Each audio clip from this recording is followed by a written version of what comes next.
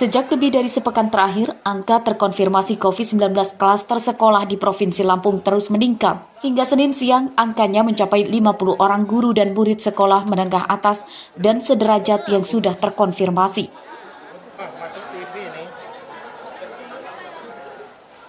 Beberapa sekolah yang terdapat guru dan murid terkonfirmasi COVID-19 antara lain SMA Negeri 9 Bandar Lampung, SMA Negeri 1 Bandar Lampung, Sekolah Menengah Teknologi Industri Lampung, dan 1 SMA di Waikanan, bahkan hingga 16 orang positif. Jumlah itu didapat dari data Dinas Pendidikan dan Kebudayaan Lampung Senin siang. Berdasarkan lonjakan kasus COVID-19 pada klaster sekolah itu, Disdikbud Lampung menunda sementara pembelajaran tatap muka.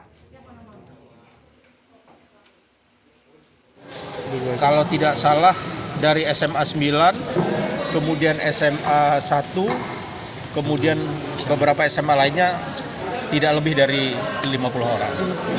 Kalau sudah batas waktu yang sudah ditentukan, kita tetap lakukan PJJ. Nah, jadi hari ini secara menyeluruh kita lakukan evaluasi se-Provinsi Lampung. Disdikbud Lampung menginstruksikan seluruh sekolah untuk sementara menggelar kegiatan belajar mengajar secara daring. Disdikbud juga akan menggelar tes antigen massal para murid dan guru. Arsadi Saputra melaporkan dari Bandar Lampung.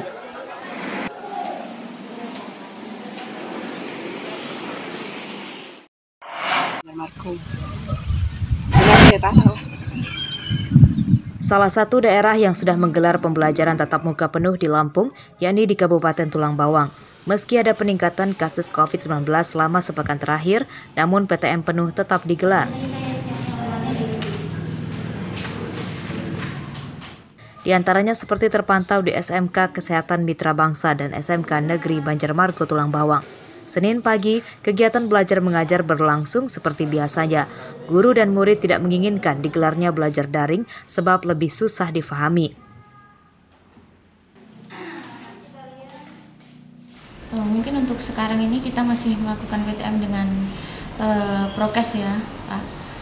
Untuk selanjutnya kita belum tahu atau selanjutnya gimana dari menterinya atau dari kabupatennya gimana gitu.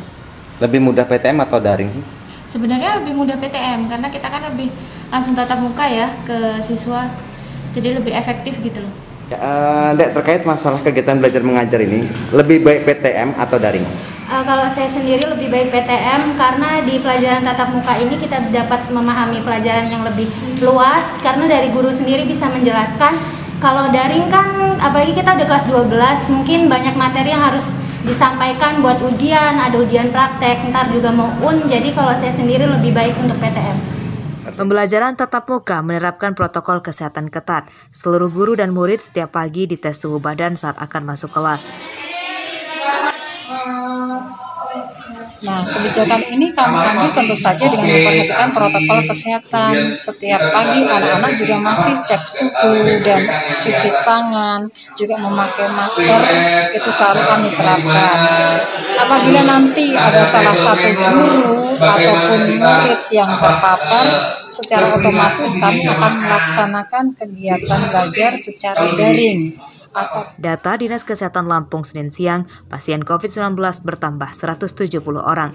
Akumulasi pasien berjumlah 50.609 orang dengan jumlah kematian 3.830 pasien. Mustaqim melaporkan dari Tulang Bawang.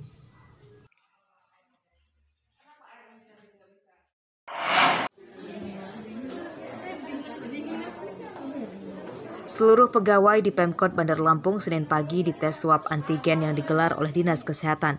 Tes massal ini untuk mendeteksi penularan COVID-19 sejak dini. Petugas Dinas Kesehatan menyisir seluruh ruang kerja pegawai, pejabat pun turut dites. Tes antigen massal ini digelar setelah meningkatnya kasus COVID-19 di Lampung. Mereka rentan tertular sebab setiap hari berinteraksi dengan masyarakat. Dari hasil tes antigen, seluruh pegawai dinyatakan negatif COVID-19. Kita ada swab massal karena kemarin Bunda keliling di lapangan di daerah Simpur ya, itu ada yang 7 yang terpapar.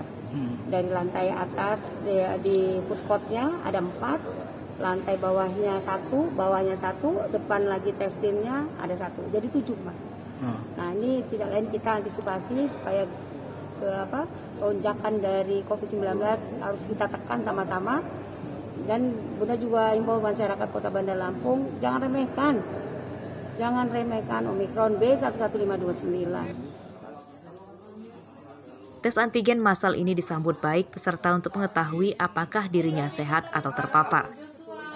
Tadi udah di ini ya, swab ya? Sudah. Gimana tadi? Alhamdulillah tinggal nunggu hasil. Hasilnya siang nanti kata dari Puskes. Program swab untuk pegawai ini gimana? Bagus nggak nih Bang? Kalau menurut saya sih bagus. Kalau bisa sih berkelanjutan karena biar ketahuan kalau ada yang terpapar. Data Dinas Kesehatan Bandar Lampung pertanggal 1 sampai 5 Januari 2022 terdapat penambahan 315 pasien baru COVID-19. Padahal Bandar Lampung masih menyandang PPKM level 1. Para pasien umumnya memiliki riwayat perjalanan luar daerah. Jeffrey Arifin melaporkan dari Bandar Lampung.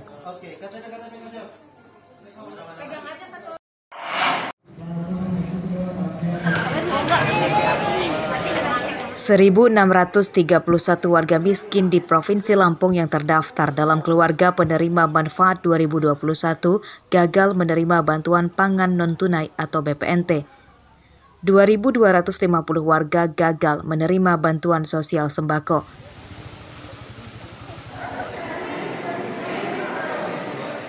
Data ini terungkap dalam pemaparan acara percepatan penyaluran bantuan sosial dari Kementerian Sosial di Balai Desa Simpang Pematang, Mesuji, Senin pagi.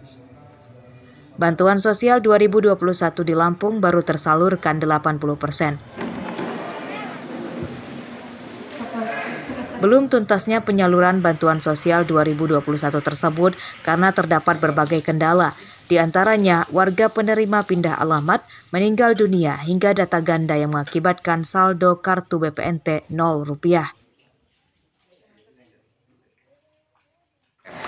Nah, dari 7.982 KPM itu, yang transaksi itu 4.978. Jadi, karena ada permasalahan yang ada saldo 0, pindah kabupaten, tidak ditemukan, itu semuanya yang bakal di Kabupaten Mesuji, yaitu tinggal 1.318 KPM. Nah, disitulah kita mempercepat dengan mengadakan kegiatan ini, mempercepat bantuan PPKM sembako itu. Tapi pada saat PPKM sembako ini hanya yang cash, tapi nanti kembali lagi ke reguler, yaitu non tunai. Jadi data Kementerian Sosial 2021, warga penerima manfaat BPNT di Lampung sebanyak 17.472 orang dan penerima bansos sembako sekitar 17.000 orang.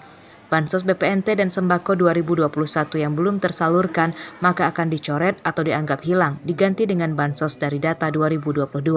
Mustaqim melaporkan dari Mesuji.